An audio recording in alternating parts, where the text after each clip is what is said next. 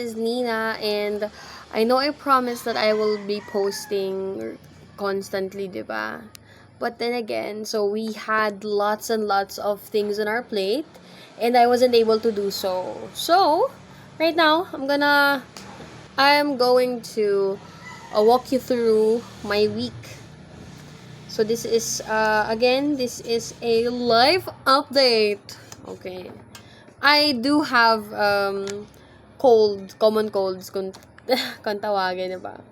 And one of my partners, this is not sponsored, no? Pero one of my partners throughout this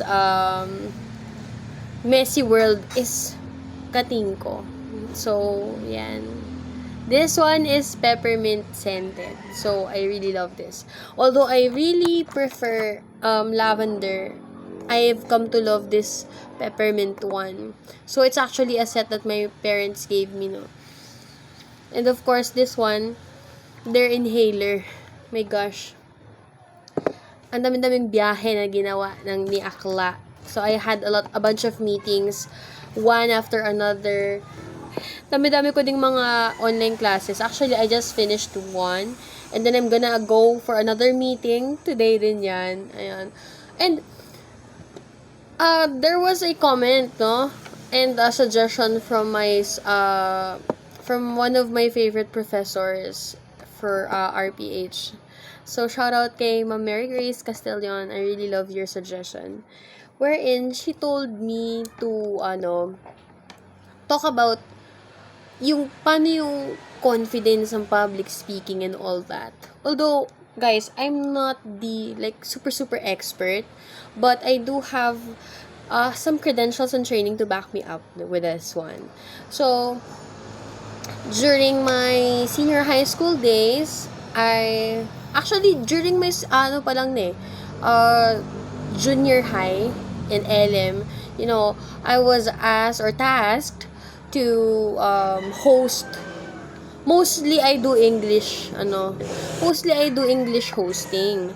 Kasi back when I was young, yun talaga yung ko din. Although I speak Filipino naman, I was, well trained when it comes to English. And I do have the accent. Yeah. May accent akong kakaiba kapag ako once I'm in the zone, kung tawagin. And yun nga, on one thing that I developed as I grew was the confidence. One thing na marunong ka magsalita or you're good at it, but another thing si confidence. Okay. So, pag-usapan muna natin yan kung paano yung process. Una sa lahat, the process should be that you are good at how to speak or the content.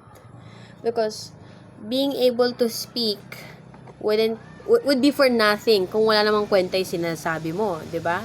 So you have to have the content. Me, personally, I love to read. Sometimes this is kind of weird, but sometimes I casually read about articles and stuff. Like real research articles. If I'm just curious about something, like the most one of my most favorite subjects would be science and the cosmos. I really love the cosmos. And to be able to speak in conversation about them, you have to have knowledge about what you wanted to say. And me, I am a conversationalist. I really love to talk about anything with anyone. And most of my friends know that, and my acquaintances as well. So, pop up a question or a topic and I'll oblige. Ako ang bahalang bumuhay ng conversation at patay na. Char. But anyways, ayun nga. So,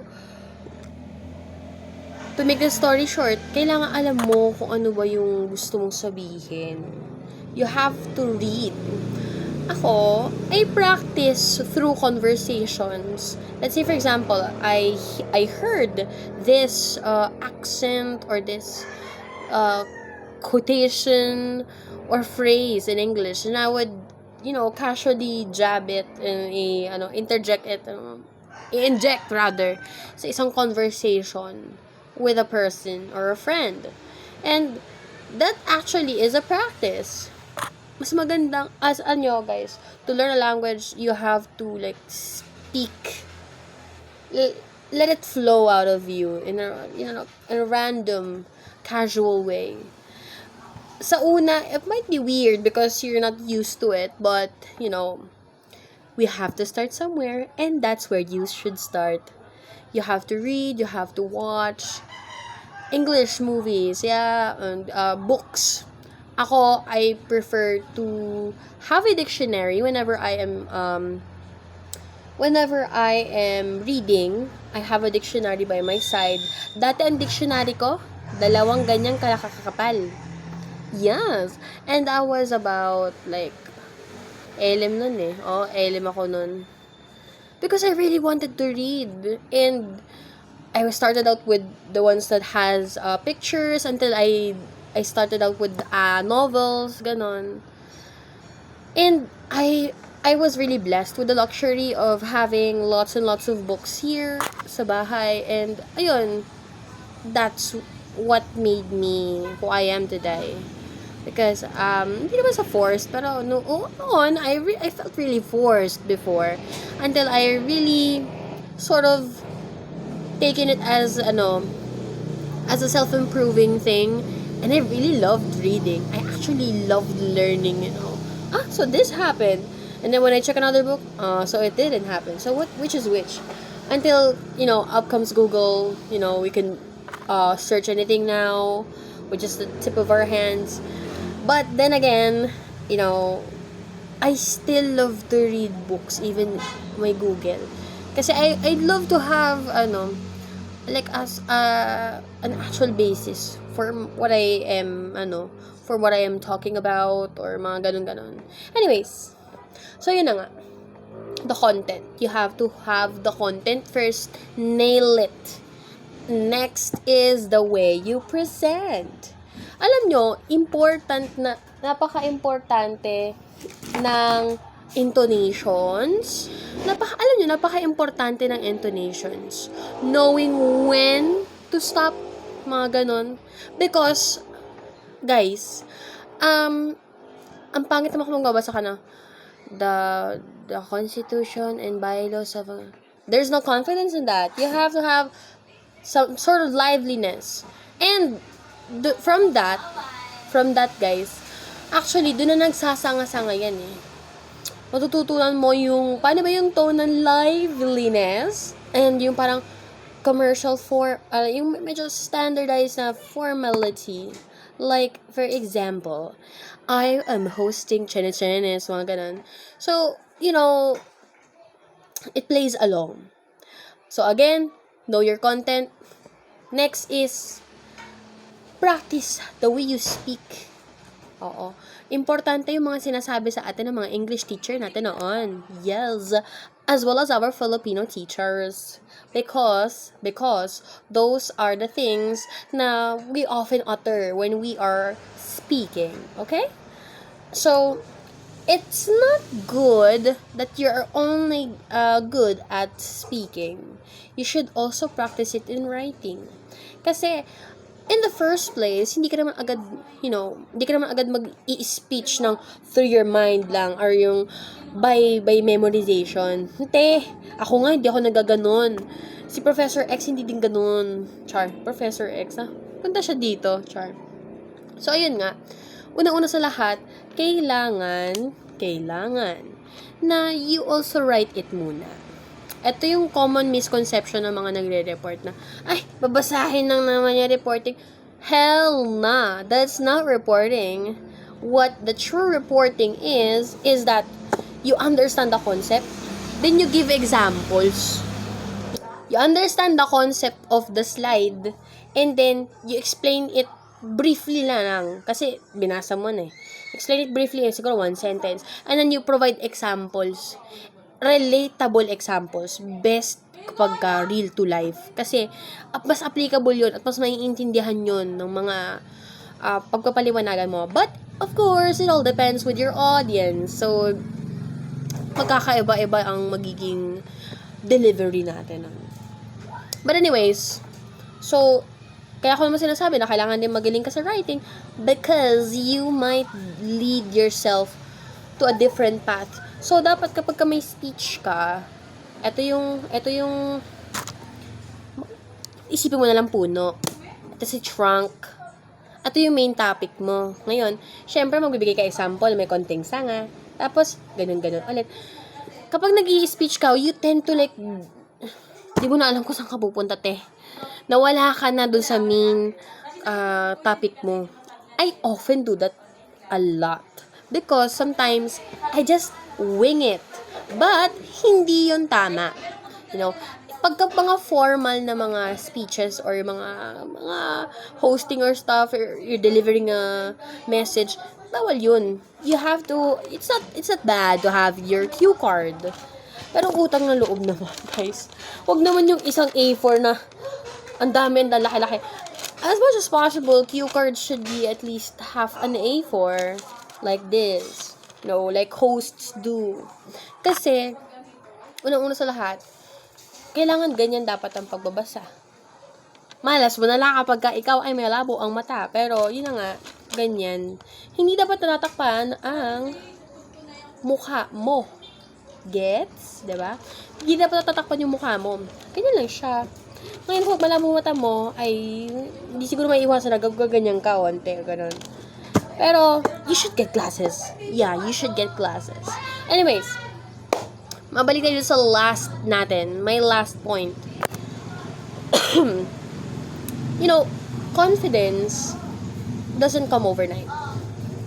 But it does develop once you practice it. Kaya nga sinasabi ko sa inyo, be a conversationalist. If you're an introvert, you practice. Ay, dako. Ako, natuto ako ng mga accents when I was watching YouTube videos of other people explaining how to say this and that and this and that and this and that. And I practice it sa mga conversations ko, like actual conversations with my friends, with my family. You know, dito sa bahay namin, we often talk to each other, you know. Sometimes we do it in English, like all of us, magkakapatid. Yeah. So, ayun na nga, mabalik tayo. Yun nga, confidence, kailangan naniniwala ka din sa sarili mo when you are speaking. Bakit? Unang-una sa lahat, walang maniniwala sa'yo kung hindi ka naniniwala sa sarili mo. That is one of the general rules of speaking with confidence. And then, kung equipped ka na, and parang inaral mo na lahat, but you're just so nervous. There are two types or two ways that that what you're feeling can lead you to success and to failure. Ako, when I'm performing, what works for me might not work for you, ha? Pero this is me, and I'm sharing it to you. So, what works for me is, I take all of the fears, and then all of the compliments. Kasamahin mo yon. Actually, yung pa maririnig agad yung compliment eh. The fears muna. Yung parang ang silent. Ganun. And then, you present. Yung 20% na natitira mong let's say for example, maway ng 100 ka, pero 20% na lang yung confidence na natitira mo dahil sa kaba. Yung 20% na yun, ipampush mo. Pampush mo sa unang part. Then, kapag ka naririnig mo na yung audience, they're agreeing with you, that's when you earn. Kuhanin mo lahat ng yung mga shout, yung mga their attention and all that, and let it power you. Ako kasi ganun ginagawa ko eh. Yung parang, kinakabahan ako sa una, pero sige, gagawin ko to. And then, once I hear validation, or once I see it in their faces, they're actually listening to me, I never let go of that opportunity. And I make sure that I make their time listening to me worth it. That's how you do it. Again, let's go back, ha? Content. you practice yung mga intonation and mga technicalities, and then the confidence will come through once you have all those. And sinasabi ko to kasi alam ko na magpapasok ka na naman in a few weeks para doon sa mga baby kicks natin, na mga LM, junior high, and mga senior high school. And kung di nyo na itatanong nga, nakalimutan ko pala sabihin ng aking pinaka-credential. My credential was that I won 3rd place in Talumpating Di Handa noon. I think it was 2019 or 2019. Oo. Sa season Prisa. Oo. And then 6th place sa Bull Prisa noon. Ang training ko lang is 3 days bago ako sumabak nung season Prisa. And I'm really, really happy because, bakit? I trained for the English one. Because, yun nga, I like English. Bulol ako sa Tagalog. 3 days ako nag-training. Napanalo ko yung, Filipino version. Talumpating Di Handa. So, I was like, dang, I did that. Kasi kakaya mo eh. Kakayanin mo once you really put your mind to it. Pero kung ikaw mismo yung unang humihindi sa sarili mo, I'm sorry to tell you, friend, but your journey will be very, very, very, very long, or it will prolong until you believe in yourself first. And with that, on that note, yun lamang po. Maraming salamat, and stay tuned for other episodes of Chikanina na paparating ulit. Okay? So that will be all. I love you guys. Goodbye.